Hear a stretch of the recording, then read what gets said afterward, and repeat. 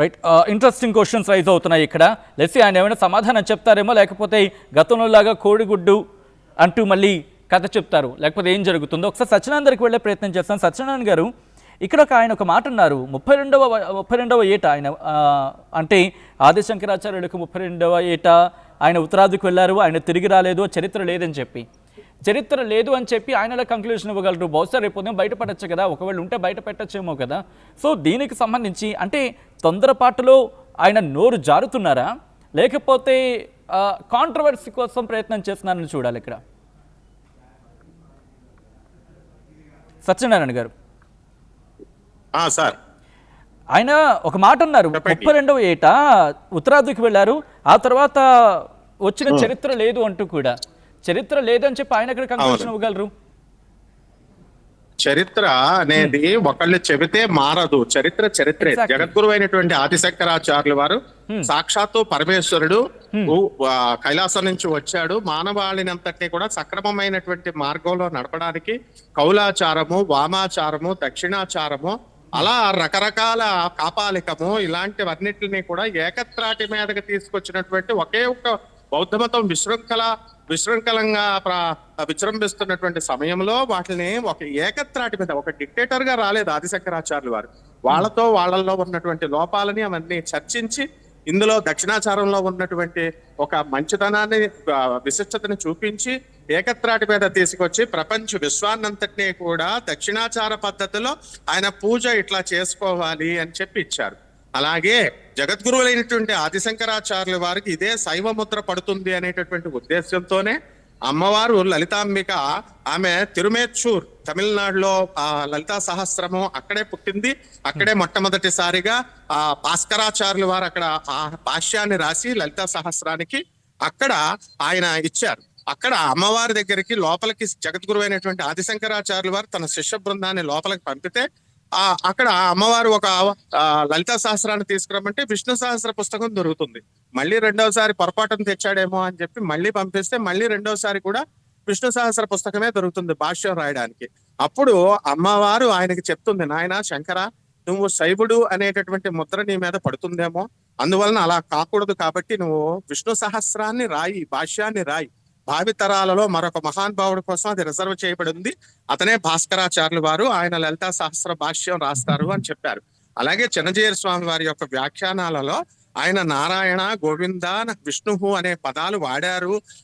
భక్తి సూత్రాలలో భాష్యాలు రాసినప్పుడు, రకరకాల భాష్యాలు రాసినప్పుడు అని అన్నారు. అంటే మొత్తం విశ్వానంతటినీ కూడా సమతుల్యతని, ఈక్వలిబ్రియం తీసుకురావడం కోసమే జగద్గురు అయినటువంటి ఆదిశంకరాచార్యులు శివుడిని విష్ణువుగాను, రామానుజాచార్యులు వారు మొహమాట పడి కొన్ని సందర్భాలలో పరమేశ్వరుడు అని అన్నారు, విష్ణువుని అని అన్నారు. కాదు, పొరపాటు పడ్డం కాదు. ఆయన సమతుల్యతను పాటించడం కోసం ఆయన కృష్ణుడినేమో పరమేశ్వరుడు, ఈశ్వరుడుగా రామానుజాచార్యులు వారు సంబోధించారు. అంటే సత్యనారాయణ గారు, మీరు అన్న మాటలో రెప్లికేట్ అవుతుంది ఏంటంటే సమానత్వం అనేది అక్కడ వరకు వినిపిస్తోంది, కానీ ఇక్కడికి వచ్చినప్పుడు మాత్రం ఆ సమానత్వం ఎక్కడో పడిపోతుంది, ఆ సమానత్వం మాటల్లో ఎక్కడో క్షీణిస్తోంది అనేది వినిపిస్తున్నమాట.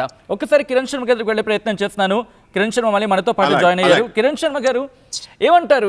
ఆయన అంటుంది ఏంటంటే కనుక బహుశా మాట ఎక్కడో కాస్త వెళ్ళుండొచ్చు, బట్ అద్వైతమే రిఫ్లెక్ట్ అవుతుంది ఆయన మాటల్లో అనేది. బట్ గతంలో చూసుకున్నట్టు శ్యామ్ చెప్పినట్టుగా గతంలో కూడా వివాదాస్పద వ్యాఖ్యలు ఉన్నాయి, ఇప్పుడు కూడా వివాదాస్పద వ్యాఖ్యలు ఉన్నాయి, బట్ క్లారిటీ ఎక్కడ కనిపించట్లేదు. ఒక్కసారి మీరు క్లారిటీ ఇచ్చే ప్రయత్నం చేస్తారా? అసలు ఇంతకీ ఈ పంచాయతనం గురించి ఆది శంకరాచార్యుడికి తెలియదా? ఒక్కసారి మీ వెర్షన్ ఏంటి? ఒకటి, సమకాలీనులతోనూ మనం మాట్లాడగలిగే ప్రయత్నం చేయాలి. సమకాలీనులు అంటే కాలంతో గాని జ్ఞానంతో గాని ఇద్దరు ఒక రకమైనటువంటి భావంతో ఉంటే సమకాలీనులు అంటారు. ఇప్పుడు చిన్నజీయర్ స్వామి అనేటువంటి వ్యక్తి రెండు రకాల ముందు పదాలు చెప్తాను మీకు. ఈశ్వర ద్వేషి అనేది మీ అందరికీ స్పష్టంగా అర్థమవుతోంది. ఇక్కడ రామానుజ తత్వంలో కూడా ఈశ్వర ద్వేషత్వం లేదు, అది ముందు తెలుసుకోవాలి.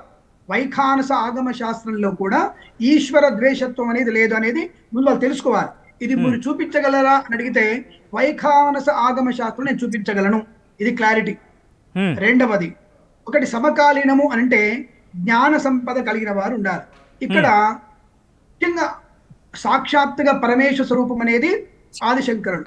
ఆయన కైలాసానికి అటు వెళ్ళి హిమాలయాలకు వెళ్ళి అంతర్ధానం అయిపోలేదండి. ఆయన యాత్రలో హిమాలయాలకు బద్రీనాథ్ చేరుకున్న తర్వాత అక్కడ మఠాన్ని స్థాపించి ఆయన ఆదిశంకరులు పరమేశ్వర స్వరూపంలో ఉన్నారు కాబట్టి ఆయన అక్కడి నుంచే ఆయన శివలోకానికి విష్ణులోకానికి ప్రయాణం చేశారంటే ఆయన అంతదన శివకేశులు భేదం లేదు కాబట్టి మాకు వెళ్ళిపోయారని చెప్పవచ్చు. ఆయన మరి తిరిగి రాలేదు అనేటువంటి వంకర టింకర మాటలు మాట్లాడితే అది సభ్య సంస్కారం అనేది మంచిది కాదన్న విషయాన్ని ఆ త్రిదండులు తెలుసుకునే ప్రయత్నాన్ని చేయాలి ఫస్ట్ ఆఫ్ ఆల్. రెండవది, సాక్షాత్తుగా పరమేశ్వరుడు ఆయన ఉనికిని తనకు చాటుకోలేడా? పంచాయతీని తెలియదా?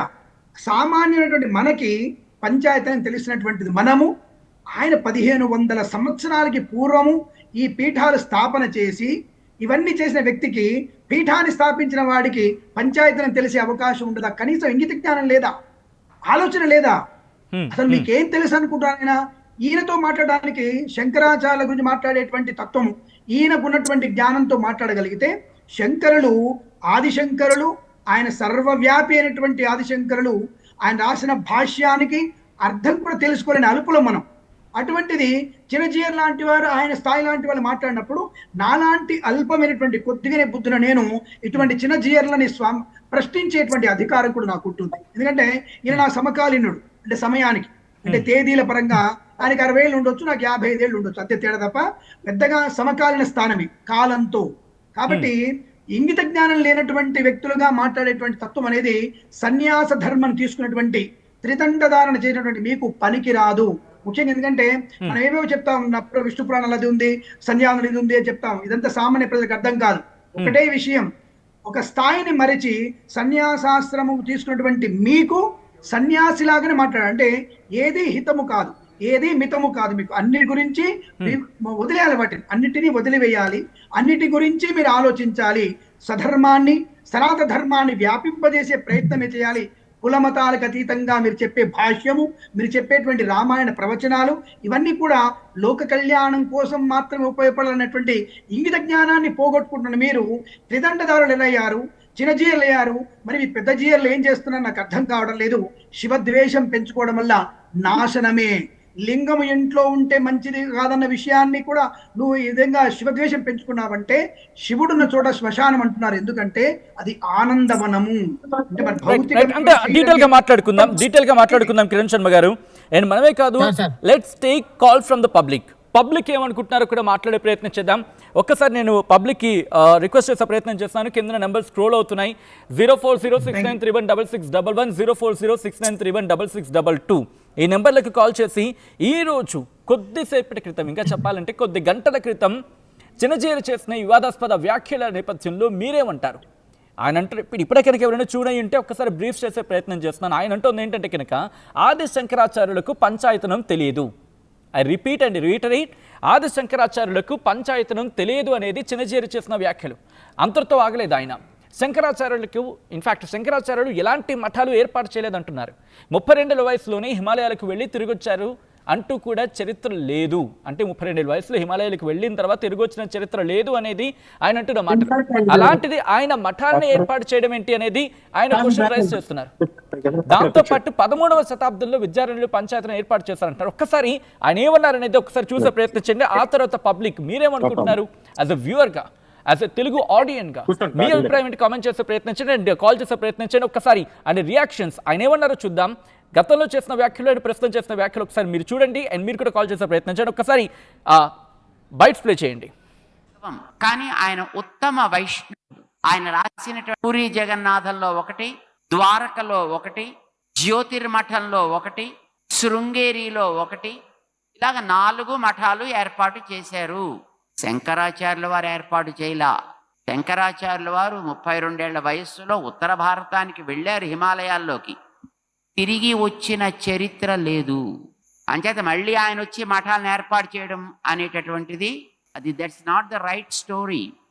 ఎవరు ఏర్పాటు చేశారు? తర్వాత కాలంలో 13వ శతాబ్దంలో మన విజయనగర మహాసామ్రాజ్య సంస్థాపకులైనటువంటి హరిహర రాయలు, బుక్కరాయలకి గైడ్గా ఉండేవారు విద్యారణ్య స్వామి. వేద భాష్యాలని రచించినటువంటి మహాపండితుడు ఆయన. వేదాంత దేశికుల వారి యొక్క సహాధ్యాయి ఆయన. విజయనగర మహాసామ్రాజ్యాన్ని ఏర్పాటు చేశాడు. ఆయన ఏర్పాటు చేశారు ఈ 4 పీఠాలని. ఆయన కాలంలో పంచాయతనాన్ని ఇంట్రడ్యూస్ చేసింది కూడా ఆయనే. శంకరాచార్యుల వారి కాలంలో పంచాయతనం ఆయన ఆరాధన చేయలేదు. ఆయన నారాయణ పరాయణుడు, ఆదిశంకరాచార్యుల వారు అని చెప్పేటటువంటి మహనీయులు. శుద్ధ వైష్ణవుడైన తత్వం అద్వైత తత్వం, కానీ ఆయన ఉత్తమ వైష్ణవుడు. ఆయన రాసినటువంటి వ్యాఖ్యానాలు ఉన్నాయి మనకి భగవద్గీతకి, బ్రహ్మసూత్రాలకి, ఉపనిషత్తులకి.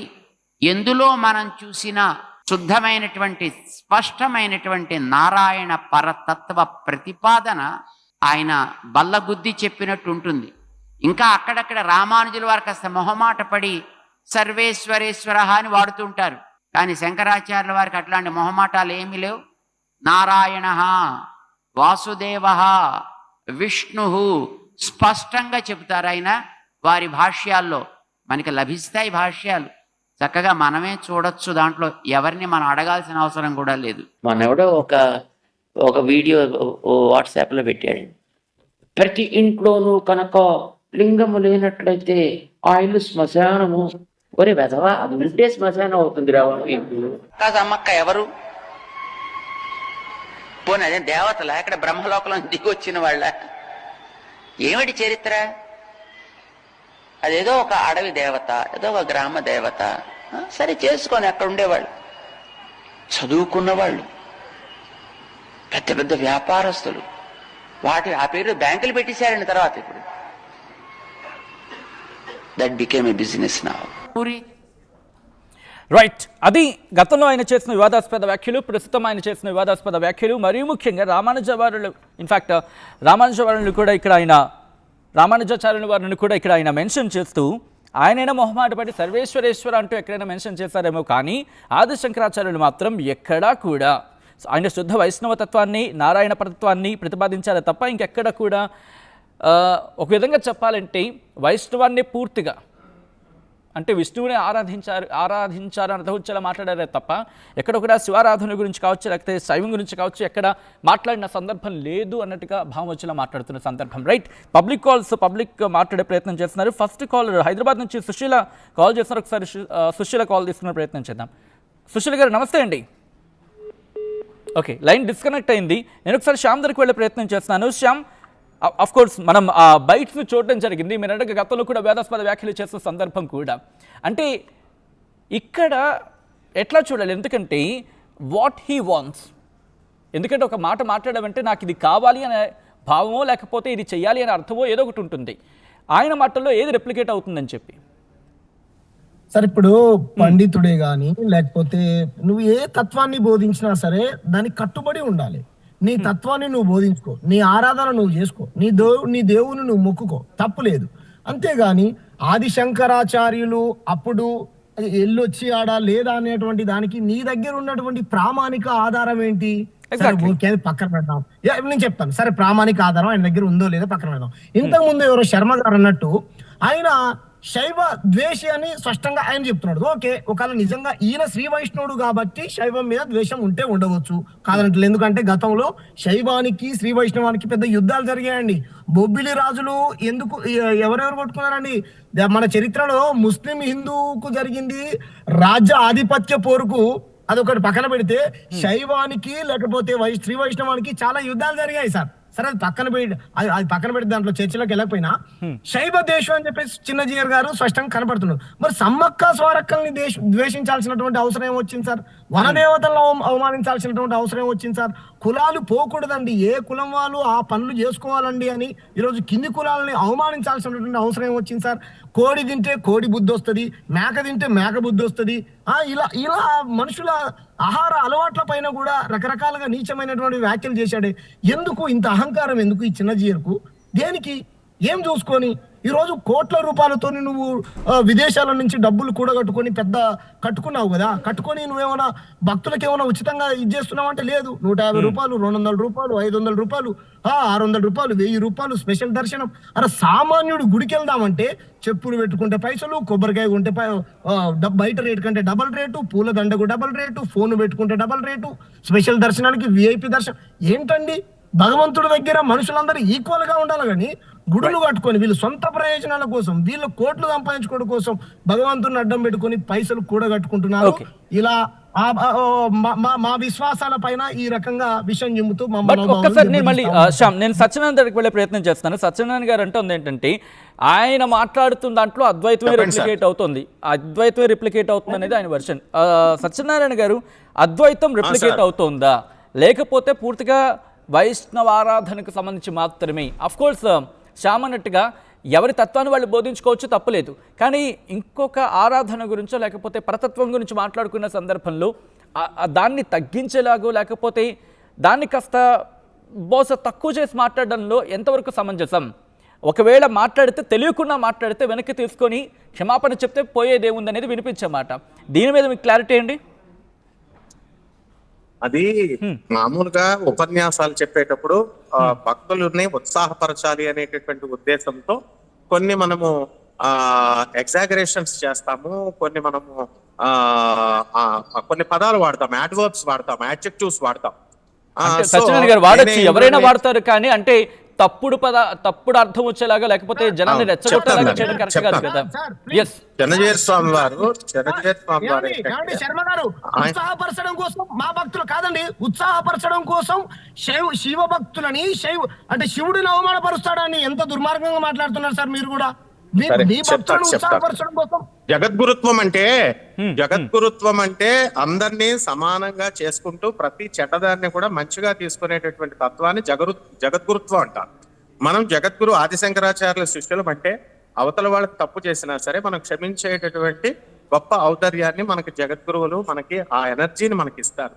మనకి ఆలోచనలు బ్రాడ్ ఆలోచనలు ఇస్తాయి. ఎవరైతే అలా వ్యాఖ్యానాలు చేస్తారో వాళ్ళ సంకుచితత్వము లేకపోతే వాళ్ళ యొక్క నేరో మైండెడ్నెస్ ని చూపిస్తుంది.